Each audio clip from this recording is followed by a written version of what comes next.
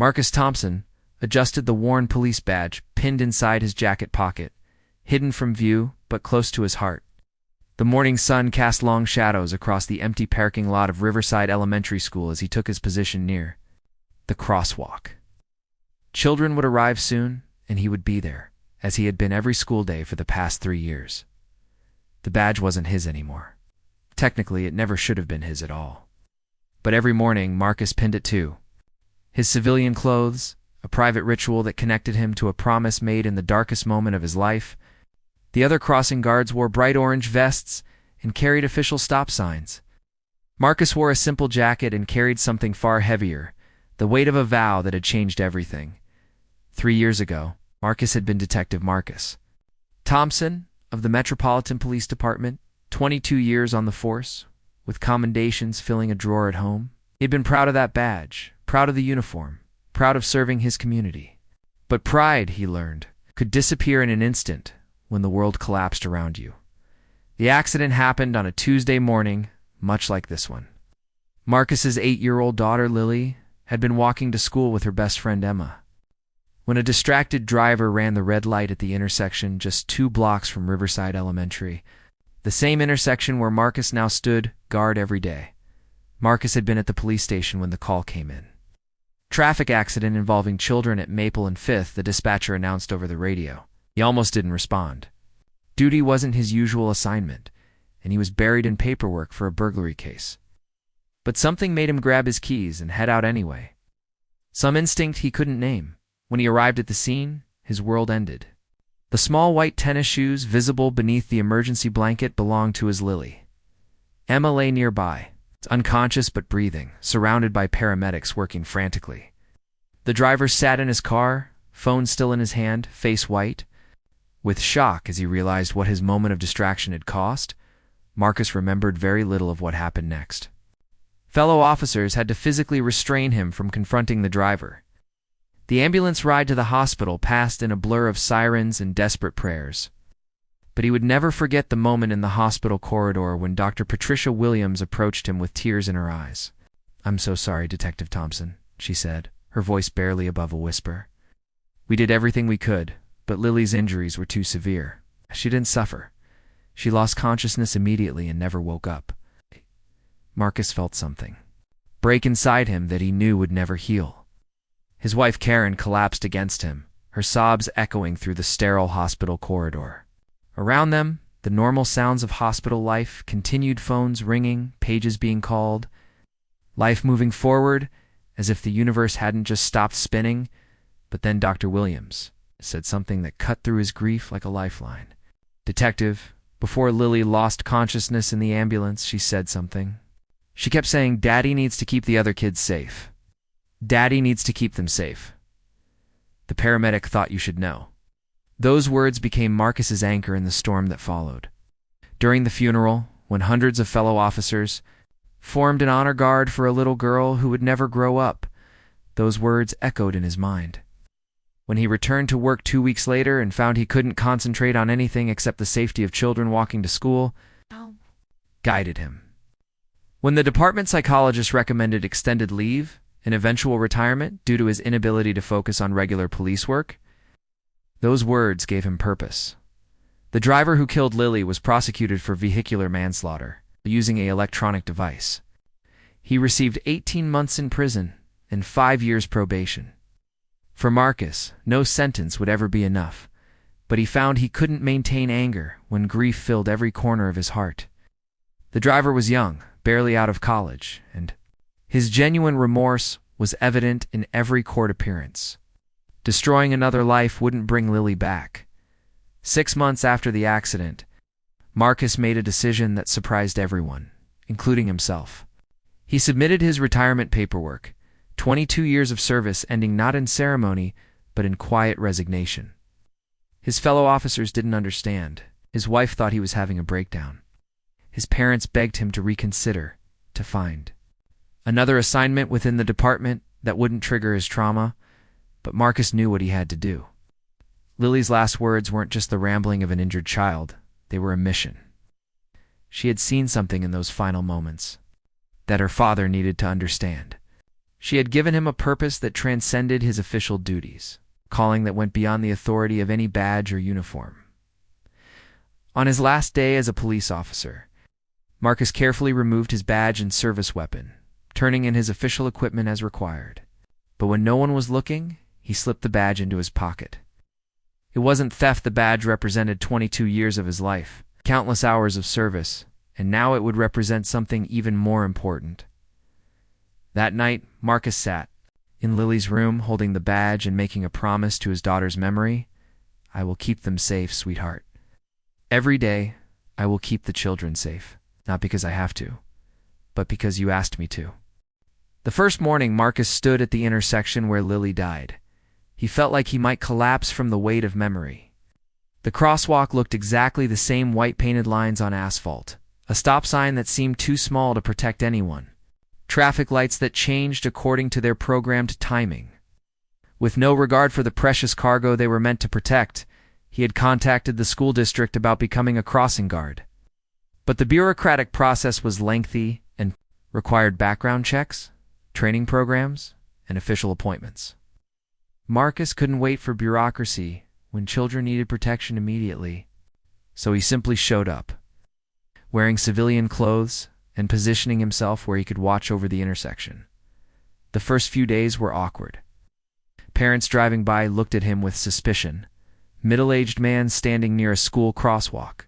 Without any official uniform or equipment, some called the school to report a suspicious person lingering near the crossing area. Principal Janet Rodriguez came out personally to investigate. "Sir, I need to ask what you're doing here," she said, approaching Marcus cautiously. Parents have expressed concerns about an unidentified man watching the children. Marcus reached slowly into his jacket and showed her his retired police identification. "My name is Marcus Thompson. I'm a retired detective, and I lost my daughter at this intersection 3 years ago. I want to help keep the children safe, Principal." Rodriguez's expression immediately softened. She recognized his name from the news coverage of Lily's accident. "Mr. Thompson, I understand your desire to help, but I'm not sure this is the appropriate way." "We have procedures, official channels, ma'am," Marcus interrupted gently. "With respect, those procedures didn't save my daughter.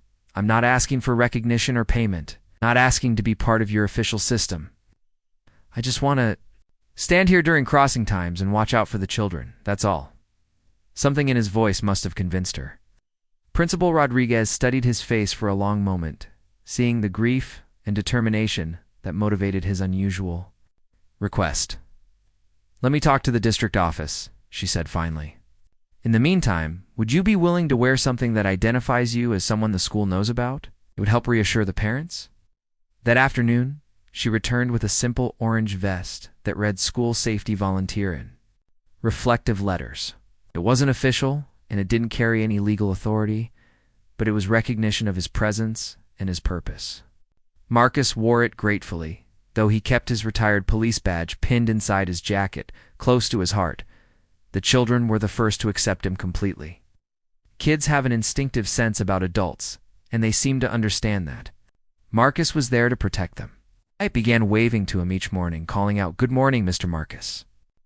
As they crossed safely to school, 8-year-old Timothy Rodriguez, the principal's grandson, was among the most enthusiastic greeters. He would often linger at the crosswalk to chat with Marcus about his plans for the day, his favorite subjects in school, or his latest playground adventures. Timothy had thick glasses and a slight limp from a birth defect, making him walk more slowly than other children. Marcus always made sure Timothy had extra time to cross safely. "My grandma says you used to be a police officer," Timothy said one morning as Marcus helped him navigate the crosswalk. "Why did you stop being a policeman?" Marcus looked down at the boy's earnest face, so similar to Lily's had been. "I decided I wanted to do a different kind of helping," he said simply. "Sometimes the most important job doesn't come with a uniform or a title. Sometimes it just comes from caring about people." Timothy nodded solemnly, as if this explanation made perfect sense to him. "I think you're still like a policeman," he said. "You're just a secret policeman who protects kids." Out of the mouths of babes, Marcus thought. Timothy had understood something that many adults missed. that true service came from the heart, not from official authorization. As weeks turned into months, Marcus developed relationships with many of the regular walkers. He learned their names, their grade levels, their personalities. There was Maria, who always carried too many books and needed reminding to look both ways. There was Jake, who rode his scooter too fast and had to be gently coached about crosswalk safety. There was shy Amy, who was being bullied by older kids and found comfort in Marcus's presence during her walk to school. Parents gradually warmed to him as well. They saw how carefully he watched the intersection, how he positioned himself to have the best view of oncoming traffic, how he seemed to anticipate problems before they developed. Some began to time their morning routines around his presence. Knowing their children would have extra protection during those crucial moments of crossing the street, Marcus established routines that helped him cope with the emotional weight of his vigil. He arrived 30 minutes before school started and stayed until 15 minutes after the final bell, ensuring coverage during both morning and afternoon crossing times. He carried a small notebook where he recorded observations about traffic, patterns, dangerous driving behaviors, and potential safety improvements for the intersection. But most importantly, he carried Lily's memory in her final words. Every morning when he pinned the retired badge inside his jacket, he whispered the same promise. "I'm here, sweetheart. I'm keeping them safe." The badge gave weight to his commitment, a physical reminder that his service continued even without official recognition or authority. The test of Marcus's commitment came on a rainy Thursday morning in October, exactly 1 year after he had started his unofficial crossing guard duty. The weather was terrible, sheets of rain driven by gusty winds that made visibility poor and roads slick with fallen leaves and standing water. Marcus stood at his usual position despite the storm, his orange vest dark with moisture and his jacket providing little protection against the driving rain. Many parents had driven their children to school that day instead of letting them walk. But there were still a handful of regular walkers who needed safe passage across the intersection. Timothy Rodriguez was among them, moving more slowly than usual as he navigated puddles with his uneven gait. His thick glasses were fogged with condensation, making it even harder for him to see clearly. Marcus kept a careful eye on the boy, while also monitoring the morning traffic, which was moving faster than usual as drivers hurried to get out of the rain. At 8:15 a.m., Marcus noticed a delivery truck approaching from the north, its driver clearly struggling with the poor visibility and wet conditions. The truck was traveling at normal speed, but Marcus's trained eye caught something troubling. The driver seemed to be leaning forward, squinting through the rain-streaked windshield, and the truck's position suggested he might not see the intersection's stop sign until it was too late. At the same moment, Timothy stepped into the crosswalk, having missed the usual group of children due to his slower pace. The boy was alone in the intersection, focused on avoiding puddles and unaware of the approaching danger.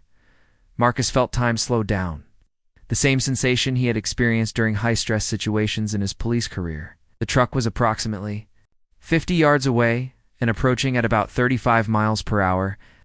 Timothy was in the middle of the crosswalk, moving at his characteristic, careful pace. The driver showed no signs of slowing down. Without hesitation, Marcus stepped into the street. He had no official authority, no legal power to stop traffic, no equipment beyond his orange vest and his voice. But he had something more important, the absolute certainty that he would not let another child be hurt at this intersection. "Stop," Marcus shouted, raising both hands toward the oncoming truck while simultaneously moving toward Timothy. His voice carried the authority of 22 years in law enforcement. Projecting across the rain-soaked intersection with unmistakable command, the truck driver saw Marcus at the last possible moment and slammed on his brakes, the vehicle sliding. On the wet pavement and coming to a stop just inches from the crosswalk, Marcus reached Timothy and swept the boy safely to the sidewalk, just as the truck's bumper crossed the white line. Timothy looked up at Marcus with wide eyes behind his fogged glasses. "Mr. Marcus, was that truck going to hit me?" Marcus knelt down to Timothy's level, his heart still pounding from the close call. "It's okay now, son. The driver just didn't see the intersection clearly because of the rain. That's why we always have to be extra careful when the weather's bad." The truck driver climbed down from his cab, visibly shaken. He was a young man, perhaps 25, wearing a uniform from a local delivery company. "Sir, I am so sorry," he said to Marcus, his voice trembling. "I couldn't see the stop sign until the last second. If he hadn't been there." "It's okay," Marcus said, standing up and placing a calming hand on the driver's shoulder. "You stopped when you saw me, and that's what matters. These conditions are dangerous for everyone. Maybe slow down a bit more when visibility is this poor." The driver nodded emphatically. "Yes, sir. Absolutely. Thank you for being here. Thank you for protecting that boy." As the truck drove away at a much more cautious speed, Marcus realized that several parents had witnessed the incident from their cars. Within an hour, his phone was ringing with calls from grateful parents and school administrators who had heard about his quick action. Principal Rodriguez visited him that afternoon. "Mr. Thompson, what you did this morning went far beyond what anyone could expect from a volunteer. Potentially saved Timothy's life." Marcus looked across the intersection, remembering another rainy morning 3 years ago when no one had been there to make the save that mattered most to him. "Principal Rodriguez, this is exactly what I'm supposed to be doing. This is why I'm here." That evening, Marcus sat in his living room with Karen, recounting the day's events. His wife had been supportive but worried about his crossing guard activities, concerned that he was putting himself in emotional and physical danger. "Marcus," she said softly, "today proved how important your work is, but it also proved how dangerous it can be. What if that truck hadn't been able to stop? What if you had been hurt trying to save Timothy?" Marcus pulled out his retired police badge, holding it in his palm as he had done countless times over the past year. "Karen, 22 years ago, I swore an oath to protect and serve. When I retired from the force, I didn't retire from that oath. Lily's last words gave me a new assignment, and today reminded me why it's so important." Karen reached over and touched the badge gently. She had initially resented his daily ritual, seeing it as an unhealthy attachment to his grief. Over the months, she had come to understand that the badge represented something larger than his personal loss, should represented his continued commitment to service. "I just don't want to lose you too," she whispered. Marcus took her hand. "You won't lose me, but I can't walk away from this responsibility. Every morning when I pin this badge inside my jacket, I'm not just remembering Lily. I'm making a promise to every child who crosses that intersection. Today, that promise kept Timothy safe." The incident marked a turning point in how the community viewed Marcus's presence at the intersection. Parents began referring to him not as the volunteer crossing guard, but as our guardian angel. Children started telling their friends at other schools about Mr. Marcus, who keeps us safe. Teachers included him in school safety discussions, and the local news ran a feature story about his dedication to child pedestrian safety. The news story about Marcus's heroic action brought unexpected attention, including a phone call that would change everything. Detective Sarah Mitchell from the Metropolitan Police Department, Marcus's former partner, called him 3 days after. "The incident with Timothy? Marcus, I saw the news piece about what you did," Sarah said, her voice warm with admiration and concern. "The whole department is talking about it." "Captain Williams wants to meet with you." Marcus felt his stomach tighten. Captain Williams had been his supervisor during his final years on the force, and their partying had been cordial but strained. Williams had tried to convince Marcus to take a desk assignment instead of retiring, arguing that his experience was too valuable to lose. "Sarah, I'm not interested in coming back to the force," Marcus said quietly. "What I'm doing now is important, and it's what I need to be doing." "Just hear him out," Sarah urged. "He's not trying to recruit you back, as an idea that might help you do what you're already doing, but with more support and resources." 2 days later, Marcus sat across from Captain Williams in the same office where he had submitted his retirement paperwork 2 years earlier. The captain looked older, grayer, but his eyes held the same sharp intelligence that had made him an effective leader. "Thompson," Captain Williams began, "what you've been doing at that intersection is exactly the kind of community policing we need more of. But you're operating without any official backing, any resources, any support structure. That's not sustainable long term, and frankly, it puts you in a vulnerable position." Marcus shifted uncomfortably in his chair. Captain, with respect, I've been managing fine for 2 years. I don't need official backing to stand at a crosswalk and watch out for children. But what if you get hurt? What if a parent complains about your methods? What if the school district decides they don't want unofficial volunteers anymore? Williams leaned forward.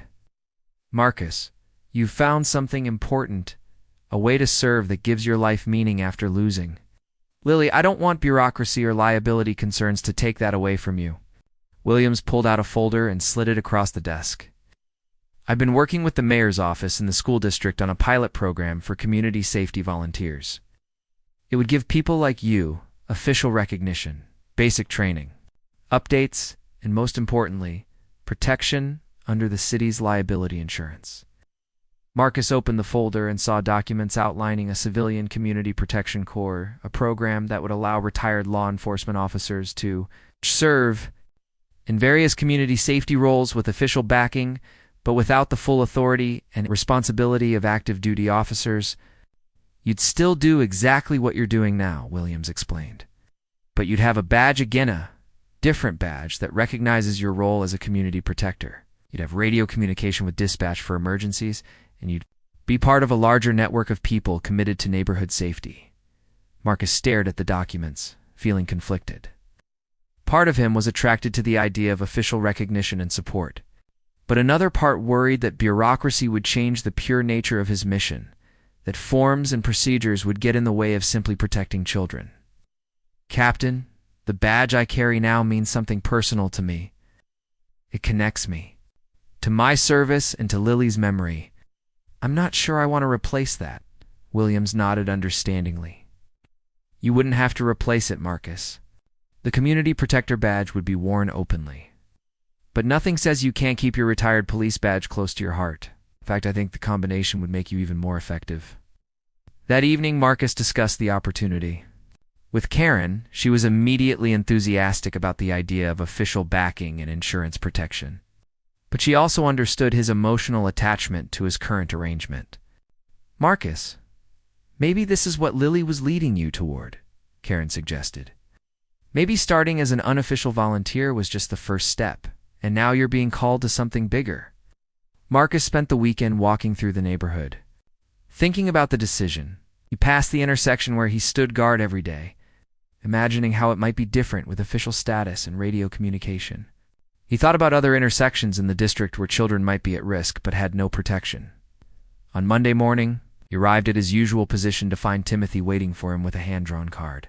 Oh, the boy had created a picture of Marcus standing at the intersection with arms outstretched, protecting a group of stick-figured children.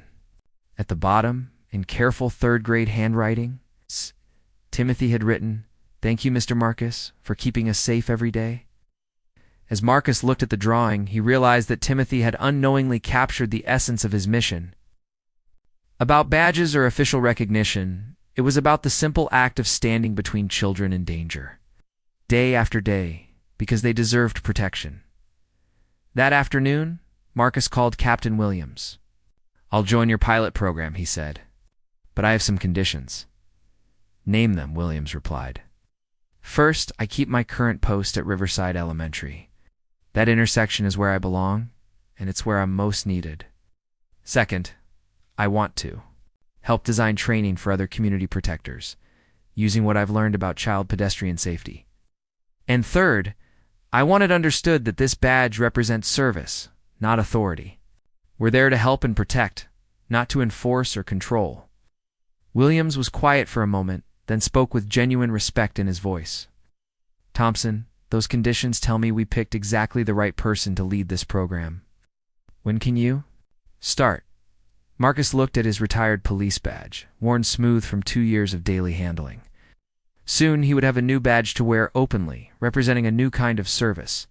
But the old badge would remain close to his heart, a permanent reminder of the promise he had made to his daughter and the oath he had never really retired from.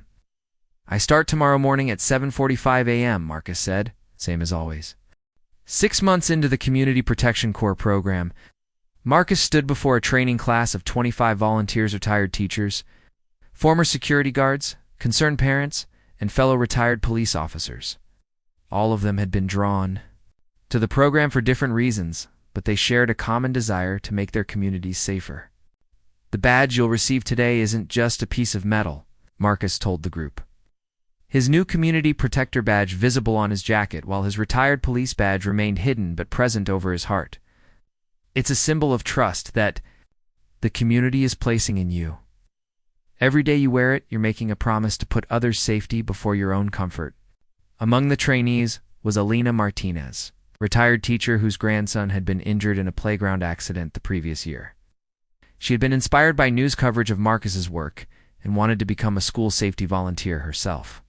Also in the class was Robert Chen, a former security supervisor who had lost his job when his company downsized but wanted to continue serving his community. "Mr. Thompson," Alina raised her hand, "how do you handle the emotional weight of this responsibility? Don't you worry constantly about the children you're protecting?" Marcus paused, remembering the countless mornings when anxiety about potential dangers had made it difficult to sleep. "The worry is always there," he admitted. "But I've learned that worry without action is just suffering. Worry with purpose becomes vigilance. The key is channeling your concern into preparation and awareness rather than paralysis." After the formal training session, Robert Chen approached Marcus privately. "Sir, I heard about why you started doing this work. I lost my daughter in a car accident 5 years ago. Not at a crosswalk sheet, was in her car seat when a drunk driver hit us. I survived, but she didn't. I've been looking for a way to honor her memory through service." Marcus felt the familiar pang of recognition that came from meeting another parent who understood his particular form of grief. "Robert, I won't lie to youth. This work will bring up difficult emotions, but it also provides a way to transform your loss into protection for other people's children. It's helped me find peace, but it took time." The Community Protection Corps had grown beyond anyone's initial expectations. Within 6 months, 43 volunteers were stationed at various locations throughout the city school zones, playgrounds, community centers, and busy intersections in residential neighborhoods. The program had documented 12 prevented accidents, hundreds of traffic violations corrected through education rather than enforcement, and countless interactions that strengthened community bonds. Marcus had been appointed as the program's coordinator, which meant he spent 2 mornings a week training new volunteers and 3 mornings at his original post at Riverside Elementary. The balance felt right. He could expand his impact while maintaining his personal connection to the place where his mission began. The children at Riverside had adjusted to seeing him in his new official capacity. Him remained unchanged. Timothy Rodriguez, now in 4th grade, still greeted him enthusiastically each morning and had become an informal safety monitor himself, helping younger children navigate the crosswalk properly. "Mr. Marcus Timothy said one morning, my grandma says you're famous now because of your program. Does that mean you might stop being our crossing guard?" Marcus knelt down to Timothy's level, a gesture that had become natural over their years of interaction. "Timothy, being famous isn't important to me. Keeping you and your friends safe is what matters. I'll be here every morning as long as you need me." The conversation reminded Marcus of something he had been considering for weeks: the need to document his experiences and lessons learned for future community protectors. That evening, he began writing what would become the official training manual for the program, but also something more personal: a record of how one father's promise to his deceased daughter had evolved into a community-wide movement. His writing was interrupted by a phone call from Detective Sarah Mitchell. "Marcus, we've got a situation that might benefit from your expertise. There's been a series of attempted child abductions near elementary schools on the west side. The perpetrator seems to be targeting children who walk to school alone. Captain Williams thinks community protectors in those areas might serve as both deterrents and additional eyes on the situation." Marcus felt his protective instincts sharpen immediately. This was exactly the kind of threat that the Community Protection Corps was designed to address, not through law enforcement authority, but through presence, vigilance, and community connection. "Sarah, I'll work with the volunteers in those areas personally. will adjust patrol schedules to ensure no child walks alone during vulnerable times. And I'll coordinate with the school principals to identify children who might be at particular risk. Over the following week, Marcus worked 18-hour days, coordinating with 5 different schools and 12 community protectors to create overlapping zones of safety. The program's radio network allowed real-time communication about suspicious activities. The volunteers' trained observation skills helped police identify and eventually arrest the would-be abductor. The successful resolution of the case brought national attention to the Community Protection Corps. News outlets from across the country interviewed Marcus about the program's innovative approach to community safety, and other cities began inquiring about implementing similar initiatives. During one television interview, a reporter asked Marcus about the personal motivation behind his work. "Detective Thompson, what drives you to dedicate so much of your time to protecting other people's children?" Marcus touched his jacket pocket, where his original badge rested against his heart. Every parent's worst nightmare is that something will happen to their child when they're not there to protect them. I can't bring back my own daughter, but I can honor her memory by making sure other children get home safely to their families. That's not just a job, it's a sacred trust. After the interview, Marcus realized that his story had grown beyond his personal grief and promise. The Community Protection Corps represented something larger than one man's response to tragedy. It was a model for how communities could take active responsibility for each other's safety and well-being. 5 years after Marcus Thompson first stood at the intersection where his daughter died, he found himself in the most unlikely of places, the White House Rose Garden, surrounded by community protectors from across the nation who had gathered for the signing of the National Community Safety Volunteer Act. President Harrison smiled as she signed the legislation that would provide federal funding and support for community protection programs in all 50 states. "This bill exists because one father refused to let tragedy have the final word," she said, nodding toward Marcus. Detective Thompson's example shows us that sometimes the most powerful response to loss is not revenge or bitterness, but service. Marcus stood quietly in the back of the assembled crowd, wearing his community protector badge openly and feeling the familiar weight of his retired police badge against his heart. In the 5 years since Lily's death, the simple act of standing at one crosswalk had grown into a movement that now protected children in over 800 communities nationwide. But for Marcus, the moment felt strangely detached from all the ceremony and recognition. His thoughts were with Timothy Rodriguez, now in high school and serving as a peer mentor for younger students, with Elena Martinez, who had established a community garden where volunteers taught children about safety while they learned to grow vegetables, with Robert Chen, whose mobile safety unit brought protection to neighborhoods that had no permanent volunteers. Most of all, his thoughts were with the thousands of children who had crossed safely through intersections, walked securely through neighborhoods, and played freely in parks because someone had been watching over them with the eyes of a parent and the heart of a protector. After the ceremony, Marcus found a quiet moment to call Karen from the White House grounds. "How did it go?" she asked, and he could hear the pride in her voice. "It was nice," Marcus said, "but I kept thinking about our morning routine. I miss being at the crosswalk today." Karen laughed softly. "Marcus Thompson, you are the only person who would receive a national award and wish he was standing at a street corner instead." That evening, Marcus returned to his hotel room and pulled out his phone to video call the current community protection Corps volunteers at Riverside Elementary. Due to the program's success, the original intersection now had 3 volunteers covering different shifts, allowing for expanded coverage and mutual support. "Mr. Marcus," came a chorus of voices as young faces filled his screen.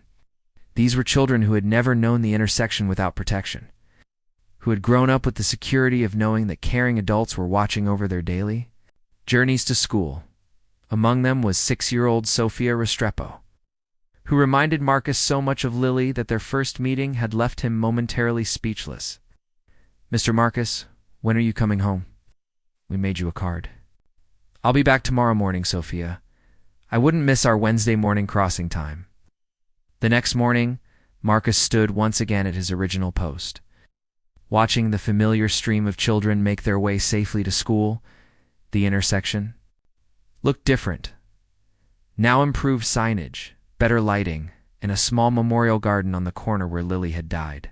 But the essential mission remained the same, keeping children safe during those vulnerable moments. When they moved through the world, Timothy Rodriguez, now 16 and preparing for college, stopped by during his free period to visit Marcus, as he often did. The young man towered over the crossing guard who had watched over him for so many years, but their bond remained as strong as ever. "Mr. Marcus, I got accepted to the criminal justice program at State University," Timothy announced, excitedly. "I'm going to study community policing and victim advocacy. I want to help create more programs like yours." Marcus felt a familiar tightness in his chest, the same emotion he experienced whenever he saw how Lily's legacy continued to ripple outward through the lives of other children. "Timothy, that's wonderful news. Your grandmother must be so proud." But she says, "You're the one who inspired me to think about service as a career." Timothy adjusted his backpack and prepared to return to class. "Mr. Marcus, do you ever wonder what Lily would think about everything that's happened?" Marcus reached into his jacket pocket and touched the smooth surface of his retired police badge, a gesture that had become as natural as breathing. "I think she'd be proud that her last words became a promise that was kept, not just for a day or a year, but for as long as children need protecting." That afternoon, Marcus received an unexpected visitor at the intersection. A young man in his early 20s approached hesitantly, clearly nervous but determined to speak. "Excuse me, are you Detective Thompson?" the young man asked. Marcus recognized him immediately, though he had aged from the scared college student who had sat in a courtroom 5 years earlier. This was David Morrison, the driver who had accidentally killed Lily. "Yes, I am, Marcus," said quietly, feeling his protective instincts engage automatically.